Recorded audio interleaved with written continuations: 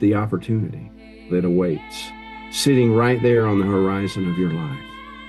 But you cannot get there by yourself. We need help. Men need help. And the best place to get it is from other men, healthy men, mature men, which is something we're desperately in need of in our culture. Mature elders who know how to live generatively. And those are the kind of men that can help us find the life we would love to live.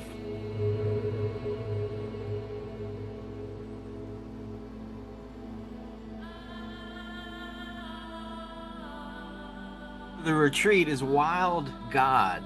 Talk about what that means to you and what you hope to invite us to experience through that. When I fall into a posture where I meet what I call meeting God, this wild God, and this God is untamed, man, he's gonna do things that I am not expecting. And he's really not that impressed with my checklist. You know, I read the Bible today. But what he is impressed with, it seems, is when my heart is expanding. And every time I meet with this force of love, that's what happens.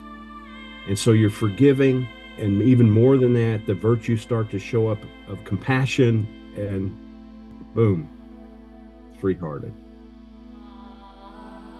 In my heart, it starts to expand all on its own. I'm not in control of it. So that's the untamed part. When the wild God meets the wild man, suddenly you're loving what you thought you couldn't love before, and maybe you didn't even want to love, but too late. Your heart's expanding. Counsel's a practice that we've inherited that goes back into indigenous cultures all over the world, where men would gather in a circle. Sitting in a circle somehow was always imperative. And in that circle, there was seriousness. They knew they were entering into a sacred conversation. So everything belongs in that circle.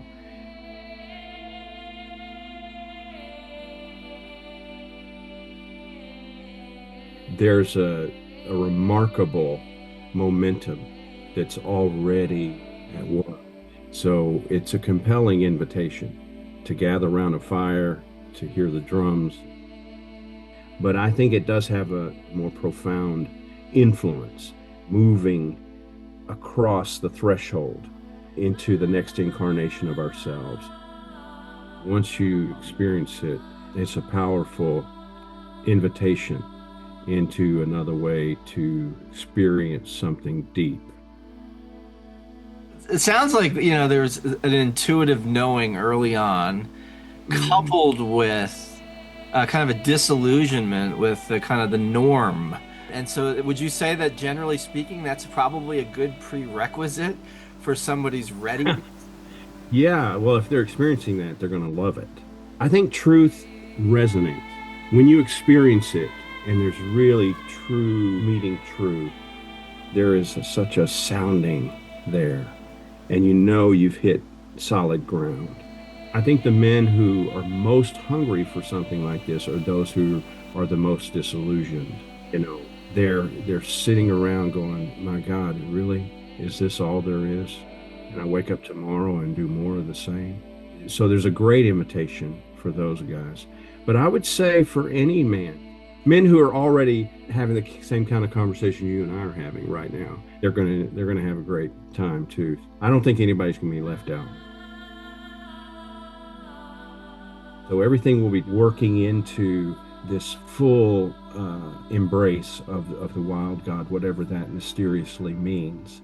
And this wild man that's waiting, this untamed man that's waiting to show up. Untamed in the most wholehearted way. So he's not deciding who he loves now. See what I mean? It's untamed. He loves everybody. It's wild like that. He's not choosing who to love, including himself. He's part of that. It's exactly. Yeah, Exactly. You can't leave yourself out. And you start to know what's truly worth loving and what you can let go of in ourselves and others. And that's the forgiving. We always need forgiveness on this plane. If this is your first invitation, come see what we do, and I really believe you won't be disappointed. There's something waiting for them. We gather out in the wild together, and there's the powerful synergy that occurs there among all of us, and the wild God always shows up. I come into the peace of wild things, and for a time, I rest in the grace of the world, and I am free. Come and meet the wild God. That's what we'll do.